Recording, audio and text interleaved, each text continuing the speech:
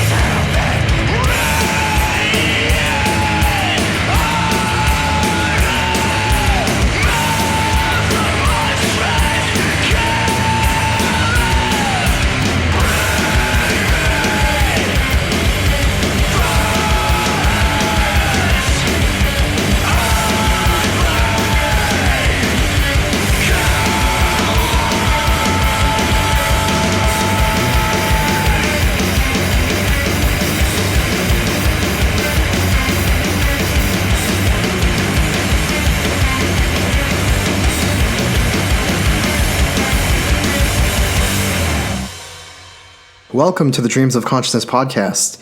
If you would be so kind, would you mind introducing yourselves? Sure. This is Keymaster, Expander, the drummer. This is General Ham, vocalist and mecha lord of Expander. And how would you describe Expander? What is Expander? Austin's only Neuropunk Boostergang. Yeah, unless General Ham has something really cool to say. We're just a futuristic punk band from the post-war Texas, Microzone 9, 2046. Our shouts out to John Titer, who brought us to hammer y'all with some audio capsules. So, futuristic punk, but very strong elements of metal and old crossover and thrash and stuff like that, right? Totally, yeah. I think it's just fun to say punk, too, because that's definitely the attitude and the spirit and comes through in the music, but certainly metal as well and all of that. So much. And probably lots of Voivod somewhere? Weirdly, not as much as one might think. We all love that band. It wasn't the thing that started it. It's just strange that history kind of repeats itself, and now, having started this band, we're just like, wow, those guys the shit, for sure. Yeah, it was kind of after the fact that I think we started appreciating Voivod a lot more. I think we were aware of them, obviously, the legends and unique band that they are, but yeah, I think once we started garnering comparisons, we kind of explored them more, kind of opened our eyes to what the listeners were talking about there. And I think the thrash element really is probably most applicable to the rhythms. It's fast, it's not, I think people think thrash, they think a lot of like hums and like really fast like chugs and stuff, but it's a little different in that sense. But yes, there's a lot of like thrash beats and a lot of like high BPM raging for sure. What's sick about Voivod though, appreciating them more after the fact, is realizing like how many similarities there really are in terms of their like the tonality of their guitar and just like weird approach to playing and riffs and stuff. That was really cool, actually. So yeah, I love that band for sure. There's also, I think, a very strong noise rock element to Expander. I know Texas has a kind of a long history of seminal noise rock bands. Cherubs is a band that comes to mind. Did any of that play a role in the music you create? Certainly. Like I know, speaking for Swirly and Guzzler both, Swirly on bass, stuff like Jesus Lizard and that kind of like angular, like heavy, like even, yeah, all that stuff for sure. Like, absolutely. Like, I was trying to think of like one other noise rock band that I could think of, but I just completely blanked. But when I think of Texas noise rock, I definitely think of the Jesus Lizard, and they are such an important band to all of us, I'm sure. Can speak without hesitation there. Yeah, and I think noise rock is pretty similar to punk, and like just just the attitude and approach of like getting in a jam space and just trying to be loud and being like, we want to make something that sounds fucked up first and foremost, and it's just like loud and aggressive and heavy. And I think that's Cherubs. That's I'm glad that you mentioned them. That's Texas, obviously legends, and yeah. I think the attitude is there for sure. Noise rock. Yeah, I saw Jesus Lizard here at ACL Live, and David Yao pulled his dick out on stage, which is pretty wild. I just had to throw that in there, but that kind of like attitude, I think, definitely plays into a lot of not only our band, but a lot of spirit of bands around here. So let's talk a little bit about the history of Expander. What brought you guys together? Why is Expander a thing now? We are really old friends, first and foremost. 3 of us grew up together. And yeah, I think we were all just music fans and some of us had played together. I think what actually started kind of this path was General Ham came out here, and we went to Right to Darkness Festival out here in Austin back in 2010, and was just so, was that 2010? I don't know. It was. Am I allowed to go? Anyway, but this whole... Our timeline, and it's all we're jet lagged from time travel, man. It's all fucked. Yeah, man. I don't even know anymore, but basically an introduction to just like some insane underground crazy shows that just inspired some demos, and General Ham and I kind of put it together, like anybody else does, with just some crap, and then Guzzler came along and we recruited Swirly in the internet, and yeah, I guess that's sort of the long and short of it. But just like any other band, you see some music that you like and you go home and get stoked and try to make some riffs, and then all of a sudden you're laughing about it, and then you're making albums somehow. I don't know.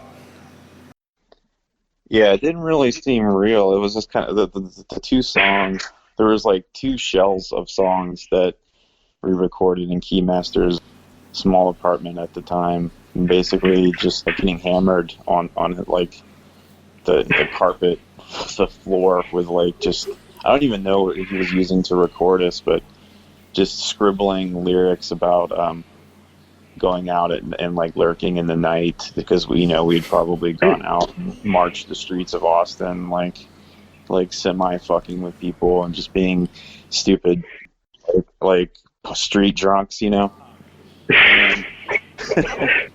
it was pretty much true. Ridiculous. That was a wrong side and part of Slime Beach from Laws of Power. But it was just kind of like a funny thing, and then yeah, like you said, Guzzler moved from California to Texas. Yeah. But this is a person who grew up with in Florida. But then it started to just materialize and become like a real thing. I got to say, real quickly for myself, that I mean, I'm in Earth years. I'm 35. I'll be 35 this year, and I had like no interest in being in a band really, unless it was like playing music with these people. It was just kind of this natural formation. This isn't like a, people that were like looking on Craigslist to start a band or whatever. This is just real deal friends that came together. The stars aligned. Guzzler was a real guitar player who showed up, and I was like writing riffs on the bass because I'm a drummer and I'm an idiot, so it sounded really bad. But then when you get like a real guitar player, and it's like, oh wow, like now we just need a bass player, and we're already on this like forum of a bunch of record nerds and stuff, and I knew a guy who, or I didn't really even know him, I just knew a screen name, and I sent him a demo, and he's been the bass player ever since. It's pretty wild.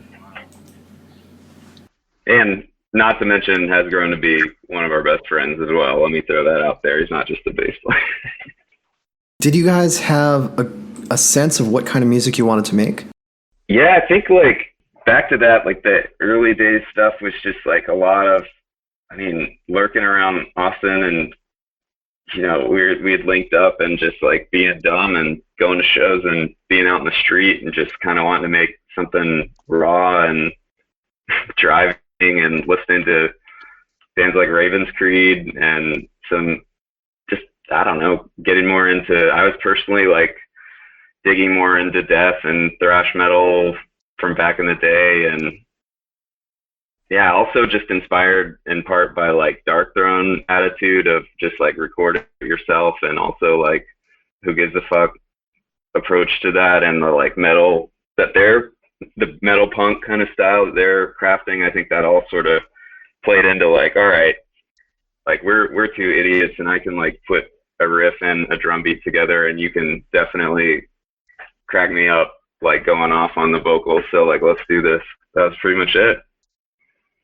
Yeah, just wanted to do something extreme at first, and then I think I would say after this there's Laws of Power EP, then there's the 2-song 7-inch. I think after that point, I think is like on the Endless Computer LP, I think is like when we're really hitting what I consider like the current Expander sound, and like Guzzler, I think has crafted a pretty unique way of playing guitar. He's got a lot of weird honk discordant high chords and shit that he hits that I think is just a really unique futuristic sound, and it's just all kind of come together. But yeah, it was just meant to be like extreme and fast and also heavy, just anything like that. It's cool though. We picked up like that genesis of Ham and I just kind of going wild in the streets, and then we like picked up Guzzler, who like brought some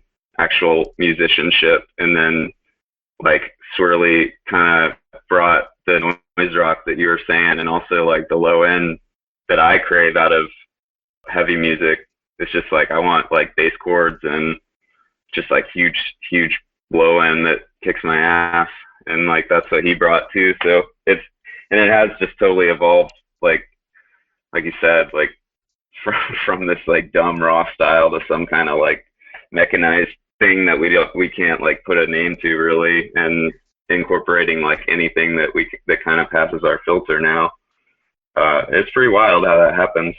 Let's talk a little bit about the world of Expander.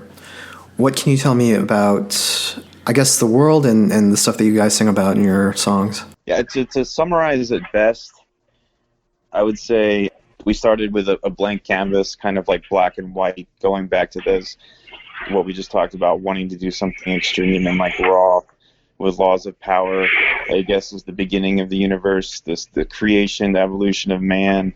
And then as the releases go, there's more color injected literally through the artwork, but I also think musically pieces are kind of like getting added on top of each other, and And so that kind of illustrates the technological advancement of humankind and the devices of control that they built to eventually protect themselves and contest in war with advanced technology and oppressors from all over the universe, amongst the stars. Different constellations of Lyra, they pop up. And yeah, there's a protagonist on our 7-inch cover that is also the same nameless person or entity on the cover of Endless Computer, just kind of like representative of mankind as a whole, as they kind of combat the anxieties and downfalls of civilization and trying to like push through. And I think this newest album is kind of just like a really grotesque world. It's like the furthest futuristic world that I could think of, just where artifacts and buildings are actually alive and created from biological beings. Just, I'm kind of going off, but there's definitely, to bring it back to, it's a projection of where we see things going if not unchecked and rebelled against. And it's hard to look at our art and stuff and make sense of it, because I think if we got a glimpse into the future as we're headed, it would be impossible to make sense of it. So it's something about that too, and kind of our way of expressing that, I think. So kind of a dystopian cyberpunk world, man against machines or man against technology?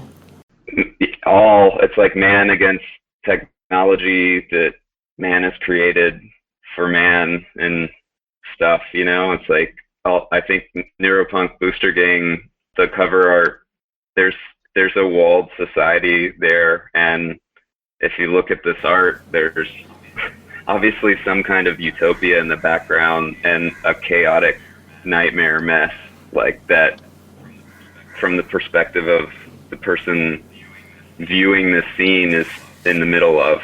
So yeah, it's something like that. I mean, you can look and just be like, what the hell is any of this, but it's that, like, the normal person who might find themselves listening to this is submerged in that mess. You're not in the utopia. Yeah, and you're kind of crawling through the wastelands and stacking your cybernetic enhancements and kind of like wasting away as your human self. And by the time you get to utopia, are you even human any longer?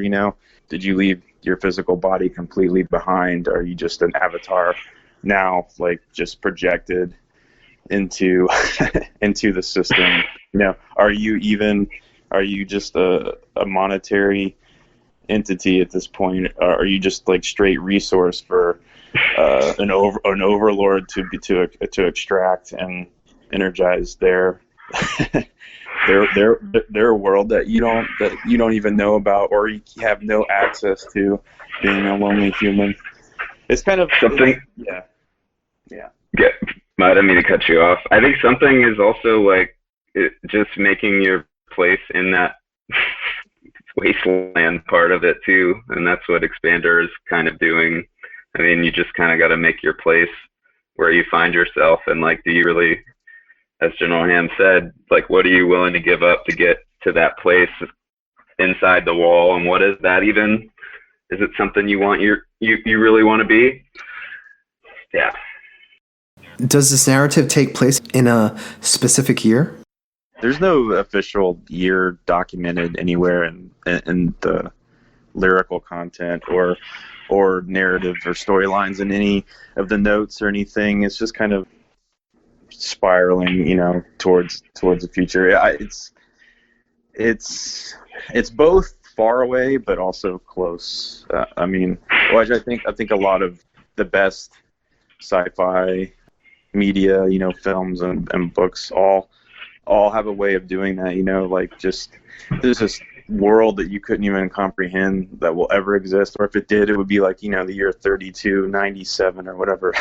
But and the underlying themes, they're so real and seem so close, like it could be it could be just 10 years from now, depending on what happens to the world and how quickly things progress.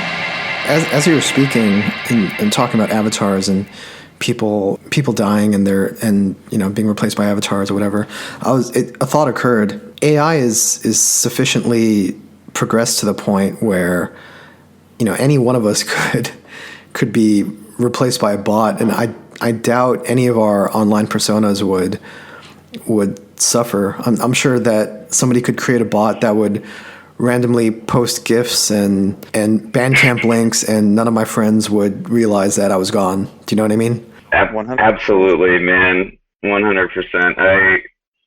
I also, part of the real, unfortunate real world stuff that plays into this band is that I make a living working at startups, and I've have for a while worked around AI and bots, and that definitely plays into the influence of this band and exactly what you said. It's just like, what, and sometimes I wonder, it's like, what am I making? What is this stuff? You know, where does it go? Like right now it's kind of innocent and stupid, but every day it just gets like weirder, you know, and just stranger, and not even, I wouldn't even say scarier because it's not yet scary, but to your point, like somebody could shitpost just as good, you know, like a bot could probably come up with this expander lyrics in about 3 years, like give or take, I bet. Probably write this whole record for us. I mean, surely, and that's even kind of what, I mean, the music itself is somewhat trying to be turned into by people. If you even see like the guy that runs Spotify and the shit he talks about online, and they just want to make everything like chill jams to like study to that are made by robots, and they just make money off of it, you know. It's all fucked up, man. I mean, you know, the facial recognition technology that prevents your phone from getting stolen is being used by totalitarian regimes to crack down on pro-democracy protesters. You know what I mean? We can't say that the technology is bad because the technology was just the technology. I'm sure the people who came up with it had the best intentions for it, but you know, in the wrong hand, anything can be used against us. Yeah, we, like, humans also are responsible for the technology, and we build into it all of our like biases and all of our like flaws into these systems too. It's like why people are so upset about like facial recognition technology, because it's like racist and weird, and people have like you know, they built it to be these things, and it's not. Yeah, it's like you can't have this like human agnostic technology that just is perfect. You know, it's always like flawed because we're fucked up creatures, animals. Yeah, and not to mention all the like weapons of war and militaristic things about technology. Just, you know, you can have some dehumanized individual sitting at in his office chair launching strikes via proxy robotics and whatnot. It's pretty grim. Tell me about the authority spires. What are the authority spires? Kind of just this overarching control system. They were built technically by extraplanar overlords, and they were hacked by humans and controlled, and so that they're basically like entry points into war terminals where humans can take their avatars and do different sorts of like hacking into these oppressors, like technological like mainframes, but also do battle with them, etc. But they're kind of just this overarching like oppressing structures that exist in this futuristic world that I guess we've built. On August 21st, you'll be releasing your second album, Neuropunk Boostergang. Tell me a little bit about the writing of this album. Wow. We worked really hard on this one. I think we've been writing this record for it took us 3 years. And I think we came home from recording the last record and immediately started writing this one, if not already having something going with it. I mean, with a break. But yeah, I think it was, as working people, and touring becoming, it's hard to do. It's impossible to make a living as a musician, or not even making a living. I don't even know what that means, but not just going into debt doing it. Yeah, it's just we had to stay focused on just writing our music, and we play shows around Texas, and we were just kind of that was our grind, because we didn't really have the opportunity or the means to really get out there and tour, because we have to work, and it's not that easy. I mean, it's as younger people, we definitely toured more and got out and did that, but you realize like how easy it is to lose your ass on the road. But back to writing this record, yeah, we put all our chips into just working and maintaining a really rigid practice schedule, which I think made all the difference. It's like we practice like 2-3 times a week in the evenings, and really just grind, and more whenever applicable, but just to grind out these songs and hammer it a zillion times. What else do we have to say about writing this stuff? Previous album, I think, well, I'll just say what I think. You know, what we think is always so different sometimes what the listeners get, but we didn't really have any set goals, but the way it came out, I think, how it stacks up against Endless Computer, I mean, I think it's even faster sometimes. I mean, actually, we were laughing the other day because whenever Crypto Steel, the song, the third single dropped, so goofy, my bad, y'all. I like it, dude. Let's drop some shit. Anyways, we were texting with each other, and Guzzler was like, said he had just gotten up and like put on a pot of coffee and was like hosing it, you know, and threw on the track to listen because it had just been released, and he thought that Profound Lore had put up a 1.5 speed version of the song because he didn't remember it being that fast.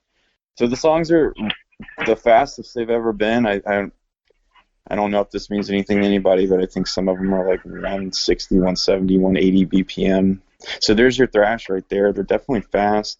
The music's not that complex, I don't think. Like, there are some songs that only have like 4 riffs, but the way we write with Keymaster, he's very good about juicing the riffs in so many different ways, half times, double times, snapping into shit fast, breaking things down, that you know, we can get a whole meaty song out of 4 or 5 riffs, and I think it stays interesting the whole times. And something also that maybe encourage in the band, I don't know, or maybe it just naturally happens, but really like bands, extreme bands that can still have hooks in their songs. So I think the album is actually quite hooky in the sense that, you know, riffs come back, vocal parts and lyrics come back, and even though they might be played a little bit differently, I think it's still like this earworm quality that might burrow into the listener and make it a catchy listen and an enjoyable listen and something that people want to come back to. I mean, because that's what I like in extreme music. And I find too often that I'm sitting at the computer like checking out new releases, and I've listened to like 20 minutes of a record and I can't remember a goddamn thing about it. So I think that's an important aspect of writing for our band. Yeah, I will add that we were ambitious as hell for Endless Computer, and I don't think we got to fully do everything that we had hoped to do with it. I mean, I don't even know what that means, but I know for Neuropunk Boostergang, we really wanted to add in stuff like electronics and some different effects and textures, like more in the songs rather than just like as a outro or intro type thing. And we were able to definitely incorporate some of our own original electronics in these songs compared to the last one. But it's funny because we're just like dumb rock musicians, metal musicians, whatever. We play like guitars and drums and stuff, so we're not like pro EDM, you know, like all this like sick, I don't know how to program anything. So like I feel like a caveman, like with like my synthesizer thing. And I mean, Guzzler's he's got a bit more going on with that, but it's just funny. We're trying to make something out of that too, but originality was the key. So it's got to be ours and doing it. But we knew we wanted to have some kind of electronics that came from us. And our approach is probably pretty, I don't know, like vulgar compared to what some might consider like modern electronic stuff. Yeah, that's a good point. the electronics were definitely a new element. And there's not a whole lot on the album, but just enough that I think kind of really ties in that cyberpunk aesthetic a little bit more than Endless Computer. And like Keymaster said, they're not like some professional like techno cuts. It's more like something you'd hear in the background of like whatever's 1980s Sega Genesis Terminator game existed or something. I got to like I got to go home after the recording.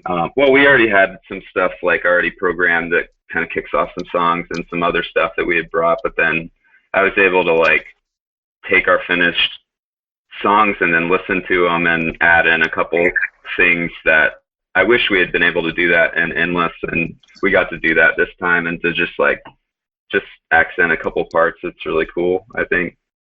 Do your songs typically start with the riffs? 100%. Yeah, they have to. We basically, General AM keeps this like catalog of everybody's riffs somehow, like all online and like offline in his brain. Like we'll have basically a folder of videos and the crappiest demo, like just whatever recording can be captured of ideas. And yeah, it's just that was just back to the writing grind of bringing that stuff to every practice every day and just trying to like see, you know, if something starts to inspire like one day a riff might inspire like other riffs, or just trying to, you know, pull some stuff together and make some transitions and see what kind of works together. But absolutely at the core, it has to start from that. Fucking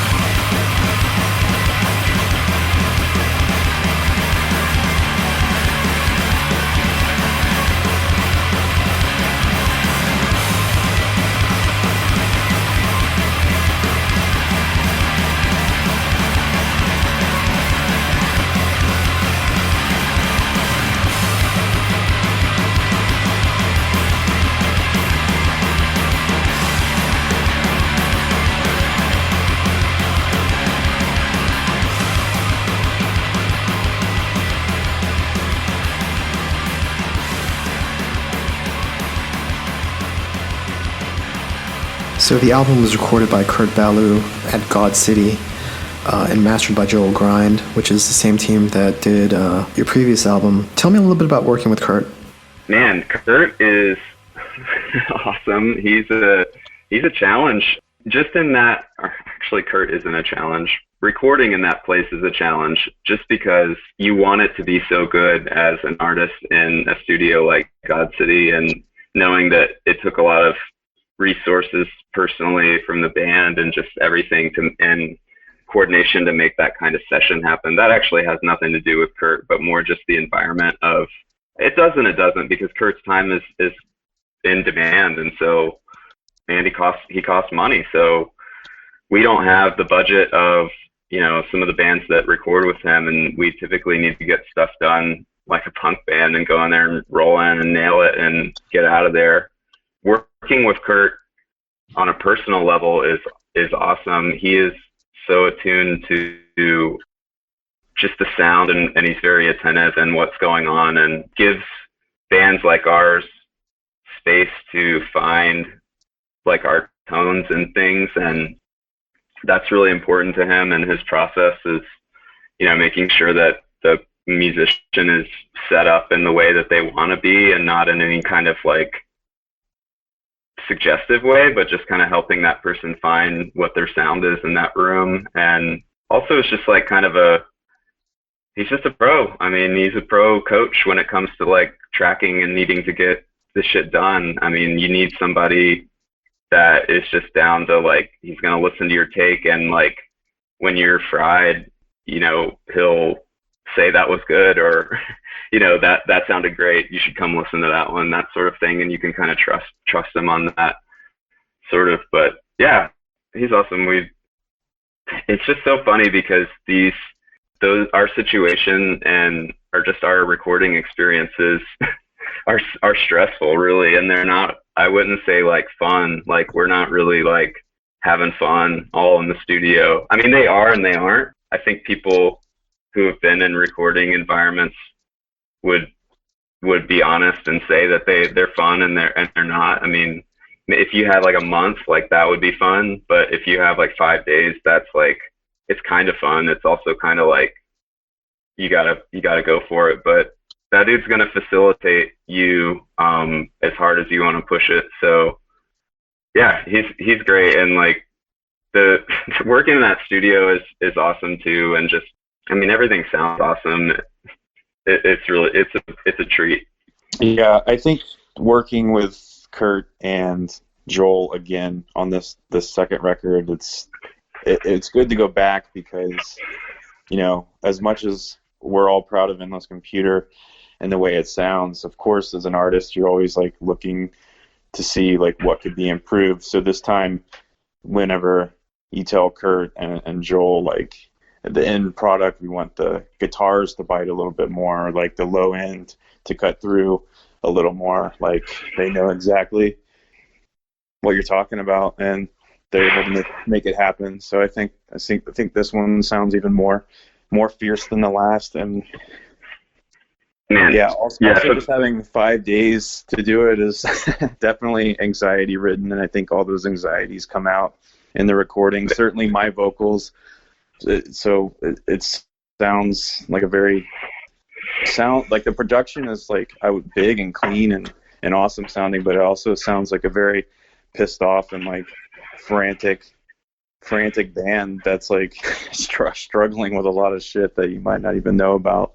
But yeah, it comes through, and I think it adds even like one extra element to the band and to the sound. Definitely. Something really stuck with me this time. We really chose to go back for a lot of the reason that Jerome Ham just said, that, you know, being able to talk to somebody who's already recorded you. And we've worked with Kurt even before that on the second EP. But yeah, like thinking that it would be easier for some reason was a total mistake. Or thinking that it would be more comfortable, that was wrong. The first day, Kurt, like I'm in there, like I have to play drums first and like basically lay down the little foundation to build everything else, of course. And but the guys are in there like tracking guitar and bass, whatever. But Kurt's just like, man, all you guys are like way more nervous this time around. And I was just like, oh shit, we're in trouble. But you know, like you said, I think it adds this extra like intensity where, I mean, I was like just at like using the last bit of myself to finish my part. And I think every single person in the band was like using their last, especially having gone through we went through a really intense like rehearsal process before we even got into the studio. So we were already like pretty like fired up and crispy from having played these jams a billion times. And then it's like time to record them for like the last time that matters. And it's just stressful, but I love it. I love how it came out. And I love even hearing like the parts that in the studio I was like bummed out about because I thought like, oh, that kind of sounds sloppy or something. But like it was said that hearing it adds a dynamic to the music that I don't think would have been there if you had a month in the studio, you know, like that just kind of thing doesn't happen if you have all the time in the world to make everything perfect. So I appreciate all that stuff that ended up in there and gives it the human quality that the music also needs, I think. Yeah, that's not a perfect record, and it's that goes back into like the discussion earlier where is Expander a punk band and a noise rock band? And I think like some of that kind of is playing into that it is punk and noise rock and attitude in that sense. No matter who we work with, I mean, I don't know much about who's the best producer or engineer in the world, but even if we've recorded with whoever that is, it's like it's not going to be a perfect record because we're not trying to be perfect, I guess. Sure. Yeah, but I also think the idea of perfection, especially with a lot of classic records, we have a different, I think, memory. We remember things differently than they actually happened.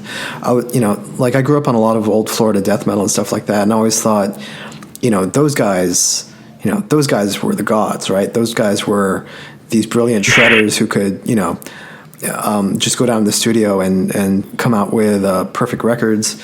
And I was listening to some old Deicide and Death records, and they're definitely not perfect. You can, maybe it's because of the way they were recorded, but you could definitely hear like these are people playing these instruments, and sometimes you can hear like the little like finger sliding over the strings and stuff like that. Like it's completely different than what's happening now, where everything is so digital that all those little noises and little mistakes here and there are all quickly edited out or muted or whatever. Absolutely, I totally agree. Especially with drums. As a drummer, I get pretty stoked when I hear that in classic records, and you hear like the flub of a kick hit or just like the double kick kind of gets off for a second, and you're just like, yep, that's just someone going off. They're just trying their absolute damnedest to get that beat across. And I've actually, like, as I continue enjoying extreme music, like I've come to like hearing that struggle a lot. And even like the raw bands, like when you can got somebody that like can just barely play drums, but the intent like is cutting through so hard that like they want nothing more than to like pound this beat into your face, but like it doesn't sound that awesome. I mean, like technically good, but it also is like exactly what it needs to be. I love that. Earth Years, I'm about to be 35, and I'd be lying if I didn't say I grew up on Converge and a bunch of bands that he's recorded, and have looked to God City as like that's like a place where if you're a lot of people just dream of hearing their bands recording, come from there. And so I think I had that back when I was like in my late teens, or probably, I guess, like if that even existed then. Maybe I was in my early 20s or whatever. But I just remember hearing like, I think Converge No Heroes, and hearing the drum sound that he attained on that record, and I was just like, this is the most pounding drum sound I've ever heard in my life. Like this guy got for his own band, like he's a wizard. And then sure enough, like, I mean, those 2000s years, he was pumping out some really sick records, and his reputation is obvious. But yeah, it's kind of the way that we came about working with him is a funny story in and of itself. That there was a contest online on a metal publication. Swirly, that there was like a contest, like go record with Kurt at Converse Studio. Like Converse, the shoe company, was like putting on this thing, and Swirly didn't tell anybody, but sent like the Laws of Power EP to that. And I was on a trip, and the chat blew up like, dudes, we got invited to like come to Boston to go record with Kurt, and like it just seemed like a total joke, but it was real. And like Kurt had selected Laws out of however, and like I think 3 or 4 other bands or something like that. Like he like picked that as like a band to come up there and work with him, and that's how that was our introduction to him, which is awesome, and I'm proud of that. So we didn't even solicit the guy in a way that he solicited us.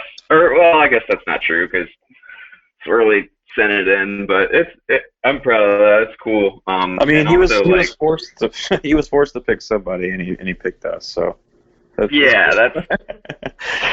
it's totally true. But yeah, it was kind of like, in a way, just like, this is, well, okay, that session for that EP was extremely rushed, as seems to be a theme of all of our stuff, but it was in this, like, it wasn't at God City, it was in this weird studio in the Converse headquarters building, which was like actually like a super pro one-room studio. So it wasn't really like going to God City and like getting to record there with Kurt at his desk and all this sort of stuff. It was definitely another like rush, like cool to have him here. He was like kind of so on some of the equipment. We just kind of like made the most of it. And in fact, like he was so cool as to let us go up and track guitar with his assistant Robert at God City before we left the state. I think just as his own like guitarist self was just like, no, I can't let these dudes go home with that. Like, and that was, yeah, really nice of him. And the relationship just continued from there, where like, I think after working with him and just like, we got along well, and we were just like, we need to go like do the full length needs to be done there, and just to have had that experience. And like I said, foolishly thought like going back for this one would be somehow easier or more comfortable. And in fact, we just like put ourselves in the pressure chamber and just made it happen for this one. But yeah, that's the story there. Yeah, that Converse session, they like halfway through, they took us downstairs where there was an actual Converse retail store, and we got to pick out a free pair of shoes. So Expander are officially corporate shills, let it be known. So we were talking about working with Kurt. The other guy who worked on this was Joel Grind from Toxic Holocaust. Like Kurt, somebody who has experience making, thrashy music with punk overtones. Tell me why did you choose Joel? Other than that, this was the team that put together or helped work on the sound for the last album. Dude, we were like, of course, Toxic Holocaust fans, but just like feeling like Joel would be the person to like get it, over just other mastering engineers. Just felt like Joel would have the spirit and like know where we're coming from, and also just like take care with it and not just put it through some other kind of like weird filter, because like it's like handing it off to somebody to like do the like final polish of it. And yeah, I think it just kind of, we all discussed it, and he came recommended also by Kurt, because I mean they've worked together on other things. I don't know exactly what, but he was recommended and regarded well, and it was just like, dude, if this guy can master it, like we should hand it to him. And he's also a pleasure to work with too. Like he's really friendly and professional, and yeah, I think he just like took care with it, not to, I don't know, make it into something that it wasn't, or try to like, if that makes sense. Yeah, he's also he seems like a really big music fan and nerd in general, and just kind of peripherally know that he's into a lot of different kinds of music. Has even like mastered like pop records and stuff. So I think I just like in general appreciate working with people like that who have like an ear for different styles of music, since I think like our sound is like definitely a little bit odd, but still in that thrash realm. I just feel like was just comfortable like having that guy tweak the final touches. And yeah, he's even like he's a talented like synth dude on his own right and stuff as a musician. Like he's even more than Toxic Holocaust. So that was also part of it, I think too, is that like he's a dynamic or diverse like musician himself, and felt like he would kind of like was said, like he'd kind of nerd out on some of that stuff with us. And yeah, that was I'm so happy to have had him master these records because they turned out awesome, and working with him was a pleasure, and it's just a cool part of it for sure.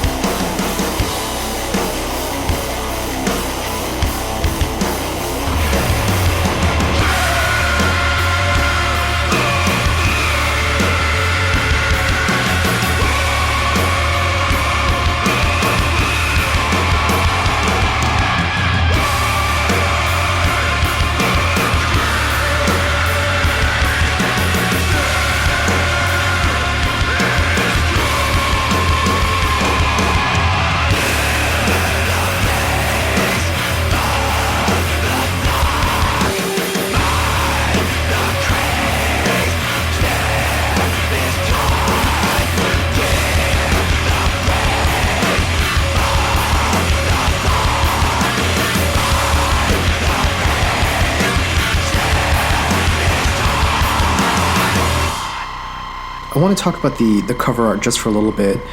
The artwork was done by Luca Carey, who again did the artwork for the first album. I think maybe describe the art for the listeners in case they haven't seen the cover yet, and then tell me how Luca got involved with this. I can describe the art, and I'll let General Ham talk about Luca and working with him because it was definitely his doing. But the art shows somewhat of a insane futuristic landscape that's obviously divided by some kind of like have and have not of beauty and this sort of utopic thing off in the distance, and then this walled place that the viewer finds themselves in that's kind of insane and full of ugly creatures and just dangerous looking stuff. And yeah, just kind of, it's hard to really make sense of it because it's familiar in a way, but also just looks crazy and insane. Yeah, and there's obviously a lot of use of vivid color. I mean, that's Luca's style in general.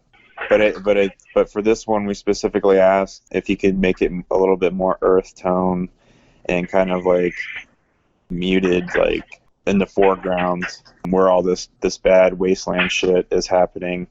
Which, I mean, it's still colorful as hell. Like when you tell Luca to like tone it down a notch, like you're telling like some, you know, I mean, he starts at such a high bar with all the crazy color and detail. But he's really cool. I believe he's a Savannah College of Art graduate, which is in Georgia. It's a pretty renowned art institute. But yeah, we just really liked his like comic book style, his use of color, the insane detail that he injects into everything. I mean, if you look at the cover, I think if you just like kind of like zoom in and then zoom in again and then zoom in again, you'll notice that there's just frames within frames.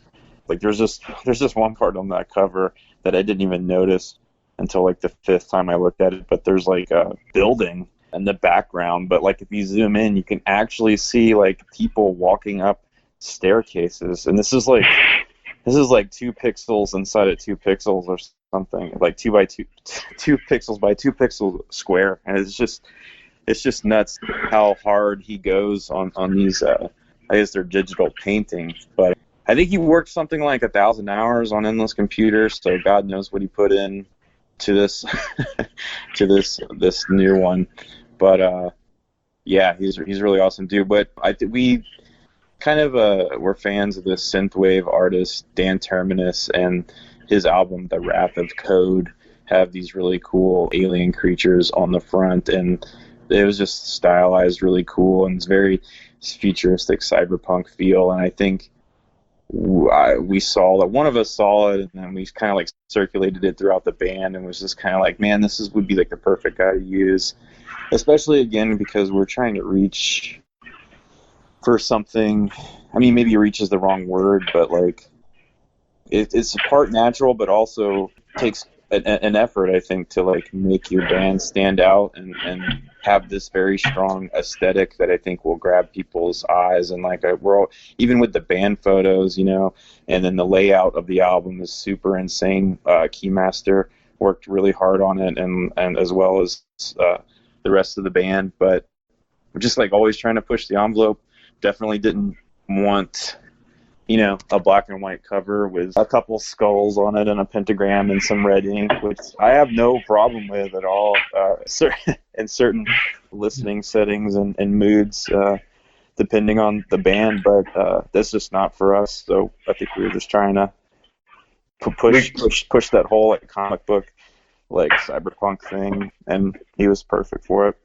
Man, we also got lucky because it's hard to really find an artist that will go as hard as Luca, someone like that, does for that. He didn't have to put in 1,000 hours into these things. He could have probably called it at any point after 100 hours, and we would have been blown away by it. But it's his own artistry and his own drive is what makes those like so special. And yeah, I really appreciate that about working with him, and I think that's why like it was no question that we would have him do the second one, because it's like, dude, he went so above and beyond for the first one, and yeah, that's really rare.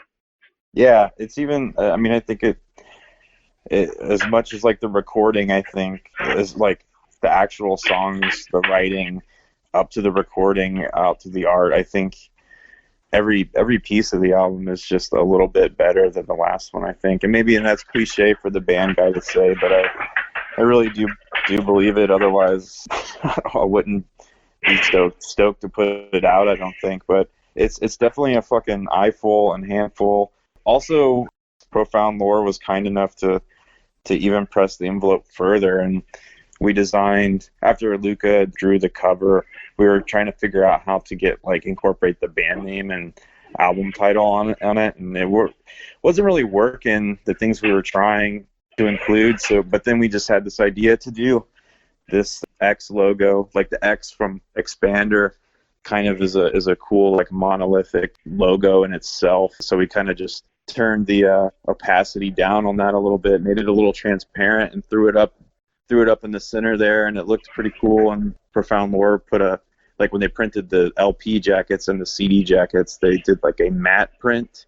Spot gloss, I guess. Yeah. Is that what it is? Yeah. Yeah, well, they did a matte print for the whole cover, but then on that X only, it's a spot gloss, so it like stands out as like this like monolith, like the kind of idea we had. So I don't know, kind of going off on the package or whatever there, but I think it's pretty neat, and definitely a lot of time and effort went into it. So I hope people appreciate those finer details. Yeah, the last thing is that like Luca, we had asked him or commissioned him, whatever. We wanted him to like do a treatment of the like name and the band name and the title of the record and like lay that over his art, but like it was said, it was just like the art's so intense and like there's so much going on with it that like to cover any of it up was like seemed wrong. So we had to figure out a way to basically not cover up any of the work that he did, which is why the transparent like logo worked out so well. And the spot gloss is something we'd always wanted to do because it just looks badass, and so it came together really nicely. And then as it was said, like we did all the rest of the work ourselves as a band, and these dudes will give me credit for just like facilitating it and stuff, but like we really collaborated using like one of these newfangled online design collaboration tools, and kind of like all we're able to get in there and make, see it come together, the rest of it, the layout. So as an update, as something else from Endless Computer, we were able to influence that more than we had really the time or resources to do with the last record, and that like all the rest of the packaging we put ourselves into as well. So we're really proud of that fact too. Very cool. Yeah, I just want to say for everyone listening at home, if you haven't checked out the artwork, check it out. Luca's artwork reminds me a lot of old sci-fi graphic novelists like Mobius, that long tradition of your sci-fi comics, with just extremely pushed, vibrant colors, so that the whole thing kind of has this psychedelic feeling to it. Absolutely. Yeah, I think his website is rainbots.com. If anybody's interested in looking at his art, it's really something. Yeah, and I won't incriminate him too much, but I have word that he would highly suggest people out there holding the artwork be under the use of some substance when they're looking at it and checking it out. Yeah, I'm gonna plead the fifth, but some members of this band may have been putting together the layout and kind of losing it at looking at some of that, maybe on the influence of something. I'm not sure, but I just heard that somewhere. Don't do drugs, kids. Yeah, no. So is this your first release for Profound Lore? This is, yeah. Yeah, it kind of sort of just happened naturally once again, where, we were just sort of shopping it around. We knew that we had written a record and we had some demos kind of on the way, and it's really just cold emailing like labels that we would like to work with. And Chris, the owner, wrote me back, and really just started from there, and we kept in touch. He was interested. He's like, I mean, I don't think it's even a Canadian thing, but he's a Voivod fan, big fan. And not only just that, I think he was just like interested in having, he put out the Nocturnus AD record, and I think I didn't even really put that together in thinking about Profound Lore. It was just like, I think we just had all recognized some of the records that have been coming out of that label lately. We're just like, that was one of the spots. It would be awesome to work with them. But yeah, like the relationship was, he was just like interested in the band and was just basically like, yeah, keep me posted as you finish up. And we just kind of kept talking that way. And we finally had demos, just like, all right, let's see if this dude's really serious about working with us. But he dug it, and yeah, it's been great, man. It's been like making a friend, really. He cares very deeply about what he's doing, and he devotes all of his, I mean, it's his full-time job, and it's very obvious, like, working with him versus other labels that we've worked with, and just even like being label people ourselves, like, it's hard when you have bands and jobs and other stuff going on to juggle all of that, but he's obviously made it his thing so much that he can really devote the time to, I don't know, just paying it the attention and just being like present with the bands, I guess, and just kind of like help, being a part of the process, which was sort of new to us and refreshing in a way, for sure. So the second album by Expander is called Neuropunk Boostergang, and it's set to be released on August 21st of 2020. Tell people what the best way to order this album is. So I know right now it's definitely through the Profound Lore web store. You can hit up profoundlore.com to get at that. There's also links through our Bandcamp page, which is expander.bandcamp.com. You can get links to order LP or buy a CD. We'll also be having some special edition of like the cassette pretty soon here that we'll announce, that will have some kind of handcrafted bits to it, which will be neat. But yeah. Yeah, expander.ai.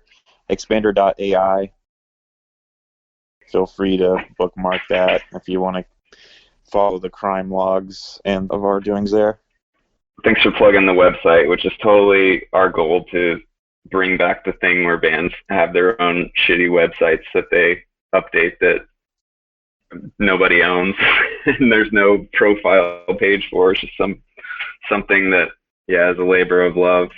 But yeah, I kind of miss that about the web in a way.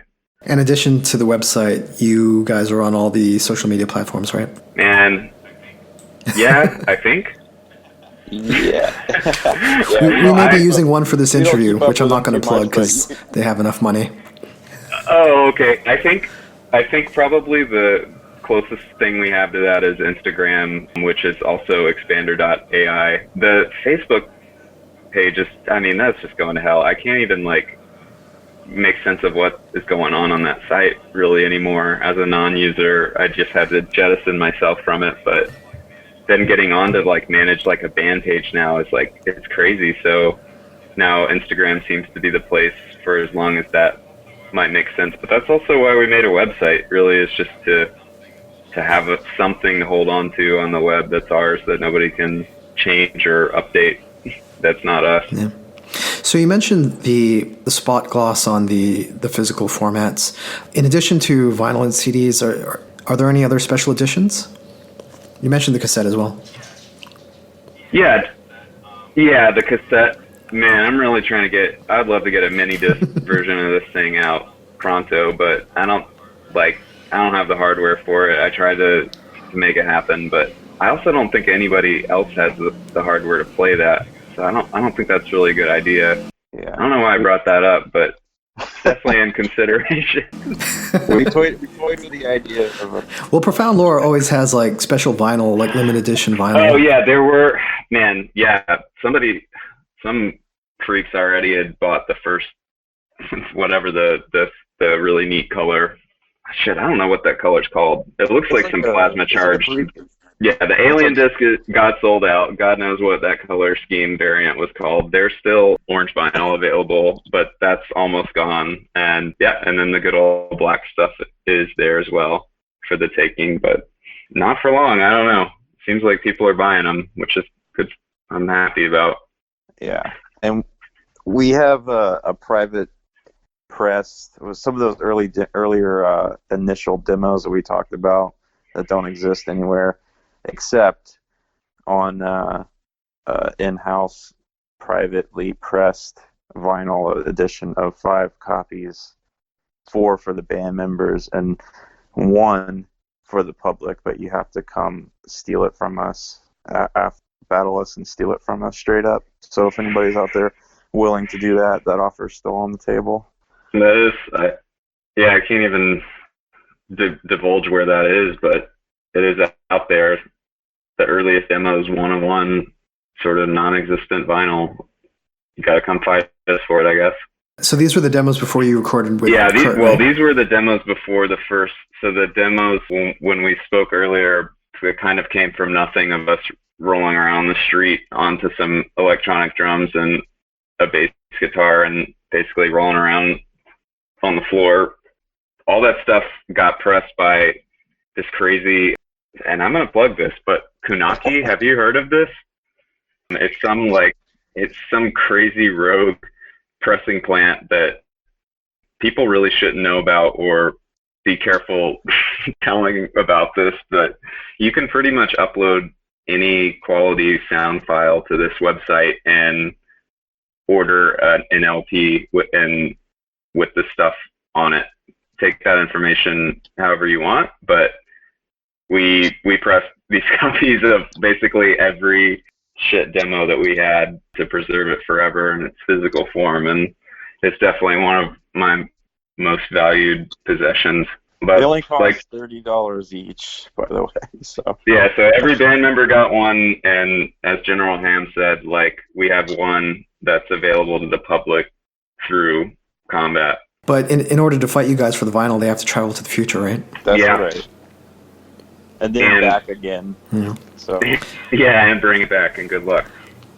But shit, I mean, if you flip that record over, I wouldn't want to come for these dudes. Like, you can go look at the record and get a sense of what you're in for. It's kind of scary. Very cool. Is there anything else you guys want to say? No, man, thank you very much for taking the time to speak with us and be interested in the record, and totally empathize on all computer troubles in this world. Actually, when we were waiting, we were laughing and reminiscing about our own experience building our computers as young people, and just like getting screwed over about trying to reboot them, and the thing takes 20 minutes, and then it doesn't boot up, and then you're fucked. But yeah, that's why we're out here trying to not be Luddites, but you know what it is. yeah, man, thanks a lot for having us. Shout out to all the expandroids, true lunker heads, and freaks out there. 2020 sucks, but you should see 2046. That's some real shit. But yeah, thank you. Jam this record, man. Play it loud. Lose your mind to it. Find yourself in it. Find a future somewhere in this world. Cool. Thank you, guys. Thank you so much, Adrian. Appreciate it. See ya.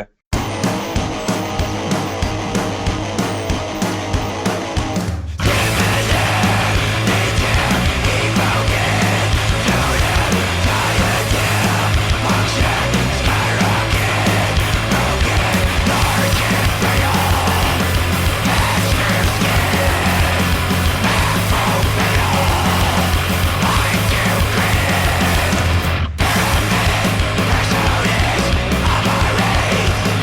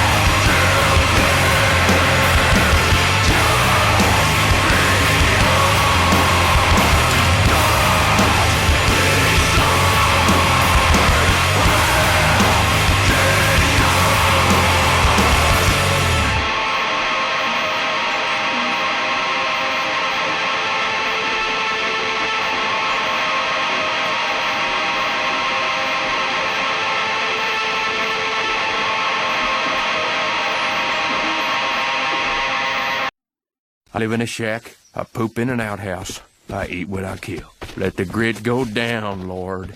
I don't need it.